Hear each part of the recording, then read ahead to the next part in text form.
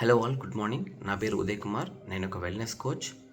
So basically మన carbohydrates ఇంటేక్ని control చేయలేకపోవడానికి second reason ఏంటంటే cultural habits. Most of the cultures, especially Indian కల్చర్లో మనం కార్బోహైడ్రేట్స్ని ఎక్కువ తీసుకుంటుంటాం కదా. సో ఈ అలవాటు మన తాత ముత్తాతల కాలం నుండి మనకు వచ్చింది. అప్పట్లో వాళ్ళకి ఒక లైఫ్ స్టైల్ డిఫరెంట్. సో వాళ్ళు ఎక్కువ పొలాల్లో పనిచేసేవాళ్ళు, అలాగే ఆవుల దగ్గర ఎక్కువ పనిచేసేవాళ్ళు కాబట్టి వాళ్ళకి ఎనర్జీ ఎక్కువ అవసరం ఉంది. పైగా వాళ్ళకి యాక్టివిటీ హైలో ఉండేది కాబట్టి వాళ్ళకి మెటబాలిజం కూడా చాలా ఎక్కువ ఉండేది. సో తీసుకున్న ఫుడ్ కూడా వాళ్ళకి ప్రాపర్గా ఇంటేక్ అయ్యేది, క్యాలరీ బర్నింగ్ కూడా ఫాస్ట్గా అయ్యేది అనమాట. కరెంట్ మన లైఫ్ స్టైల్ చూస్తే సెడెంటరీ లైఫ్ స్టైల్ అంటే మనకు యాక్టివిటీ అంత లెవెల్లో ఉండదన్నమాట. మెటబాలిజం కూడా కొంచెం స్లో డౌన్ అయి ఉంటుంది. అలాంటప్పుడు అంత కార్బ్స్ అనేది మన బాడీకి ఇవ్వడం వల్ల క్యాలరీ బర్నింగ్ అనేది తక్కువ ఉంటుంది.